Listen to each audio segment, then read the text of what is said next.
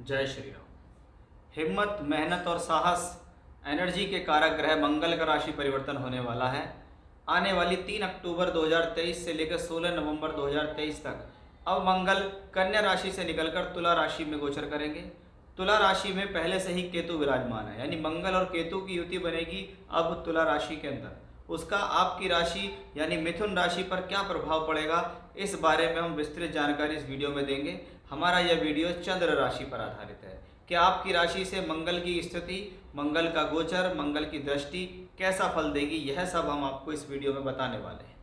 अगर ये स्थितियां देखें तो मंगल तुला राशि में गोचर करेंगे, शत्रु की राशि में गोचर होगा, केतु के साथ होंगे, 45 दिन तक गोचर रहेगा। इस दौरान चित्रा, स्वाति और विशाखा यानी मंगल, राहु और बृहस्पति के नक्षत्रों का गोचर में भी इनका गोचर रहेगा।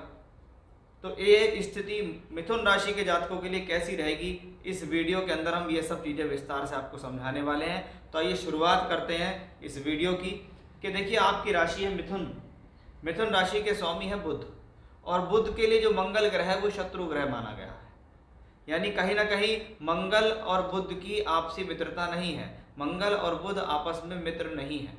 जब कोई दो प्लैनेट आपस में मित्रता ना रखते हो और उसमें से किसी भी ग्रह का कोई गोचर हो तो कहीं ना कहीं प्रॉब्लम होती है। इसमें प्रॉब्लम किसको होती है? प्रॉब्लम होगी मिथुन राशि के बुध को, कि बुध ग्रह चाहता है कि मेरे जो अच्छे अच्छे प्लैनेट्स हैं मेरे फेवर में रहें और मेरे अच्छे अच्छे भावों में रहें। अब मंगल आपकी राशि से पंचम भाव के अंदर आ गया। पहली बात, जो पंचम भाव है ये कुंडली का एक बड़ा शुभ भाव कहलाता है। पंचम भाव विद्या है, बुद्धि है, ज्ञान है, शिक्षा है और संतान है, मंत्र सिद्धि है, धन के लिए माना गया है। वहां पर मंगल पहुंच गए हैं केतु के साथ, यानी कहीं ना कहीं मंगल केतु की युति पंचम भाव में आपकी बुद्धि को तीव्र करने वाली तो है, क्योंकि मंगल को अपने आप में ही एक तीव्र ग्रह माना गया है।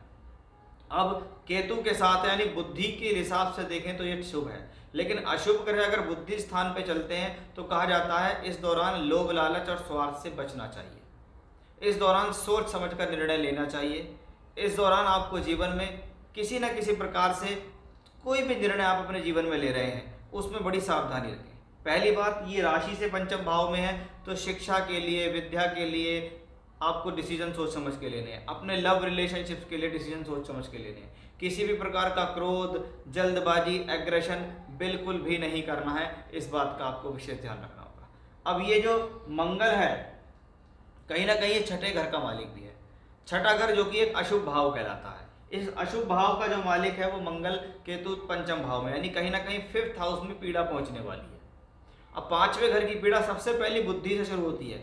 कोई व्यक्ति, बच्चा 15 साल का है, 18 साल का है, 20 साल का है, वो उस दौरान क्या कर रहा है? उस दौरान वो कहीं ना कहीं एजुकेशन कर रहा है, पढ़ाई कर रहा है, कुछ सीख रहा है, कोई प्रोफेशनल क्वालिफिकेशन कर रहा है। अब उसकी बुद्धि पे खराब ग्रहों का गोचर हो जाए तो ये समय डिस्टर्ब कर सकता है उसे, ये समय उसको पढ़ाई से हटा सकता है, ये समय उसको जीवन में प्रॉब्लम दे सकता है। वहीं दूसरी तरफ आप कोई जॉब कर रहे हैं, आप कोई नौकरी कर रहे हैं, आप कोई व्यापार कर रहे हैं, आपकी बुद्धि पे मंगल केतु का ग्रहों का संबंध बन गया। इसका मतलब इस दौरान आप जोश में आकर किसी प्रकार का खराब निर्णय ले सकते हैं, जल्दबाजी में जा सकते हैं, क्योंकि छठे घर का मालिक है, इसलिए कहीं ना कहीं नुकसान हो सकता है। वहीं आप देखिए ये है कर्म भाव। कर्म भाव से जो 8वां भाव है ये पंचम भाव कहलाता है, इसलिए बुद्धि और प्रोफेशनल लाइफ दोनों एक दूसरे से जुड़े हुए हैं। बुद्धि से देखें तो ये छठा है और दशम से देखें तो ये 8वां है, दोनों एक दूसरे से 6-8 है। इसलिए जो भी व्यक्ति जीवन में बहुत हाई पे पहुंचे हैं, जिन्होंने जीवन में कुछ किया है या कर रहे हैं या कमा रहे हैं, उनको खुद पूछो वो उनको क्या रियलाइज होता है कि भाई हम कितना टफ कंपटीशन अपने जीवन में दे रहे हैं, हम कितनी पूर्ण से मेहनत कर रहे हैं। तो दशम भाव से 8वें भाव में बैठा हुआ मंगल केतु प्रोफेशनली गलती करा सकता है, और ये मंगल है यानी सारी गलतियां जोश से ही होंगी, साहस से होंगी, बिना वजह की एनर्जी दिखाने से होंगी, क्रोध होने से होंगी। तो इस बात का विशेष ध्यान आपको रखना है। ये बृहस्पति दशम भाव का मालिक है, ये यहाँ गोचर में, यहाँ मेष राशि में चल रहा है, उसको मंगल दृष्टि दे रहा है। ये पॉजिटिव है। क्यों?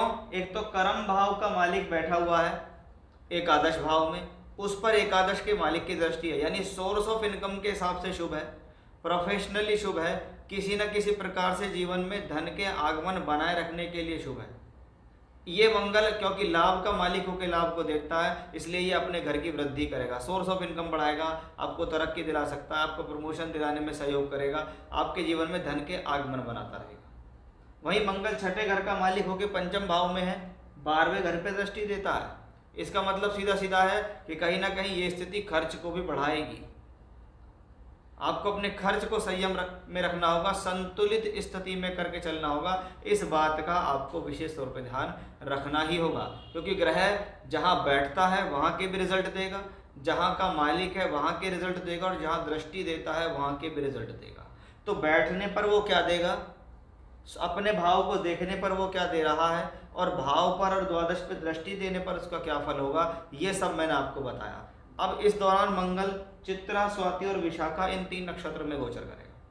पहला नक्षत्र मंगल का नक्षत्र है, मंगल अपने ही नक्षत्र में रहेगा।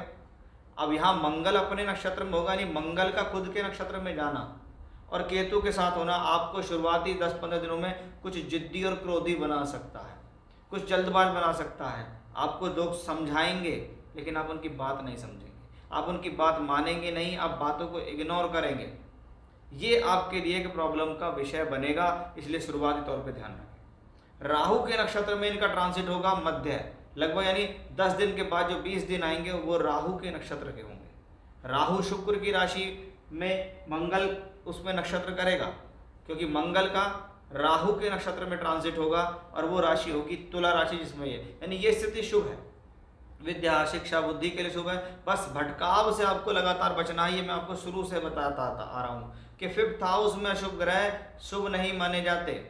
पंचम भाव में बैठे हुए अशुभ ग्रह आपकी बुद्धि को कब खराब और मलिन कर दें ये कोई नहीं जान सकता, इसलिए थोड़ा सा ध्यान रखें, आपके ऊपर इसका कुछ ना कुछ गलत प्रभाव पड़ने की काफ़ी स्थितियाँ दिखाई देती हैं। बाद के जो 15 दिन होंगे उसमें जो मंगल है वो बृहस्पति के नक्षत्रों में गोचर करेगा, और ये बृहस्पति दशमेश है, दशम भाव का मालिक है, कर्म भाव का मालिक है, इसलिए ये स्थिति कहीं ना कहीं आपके लिए प्रोफेशनली बाद में समय में अच्छी हो जाएगी। इस दौरान ज़्यादा से ज़्यादा भगवान गणेश और हनुमान जी की आराधना अगर आप करते रहेंगे तो आपके लिए एक बेहद शुभ स्थिति यहाँ रहने वाली है। तो ये था मिथुन राशि के जातकों पर मंगल का गोचर का प्रभाव। जय श्री राम।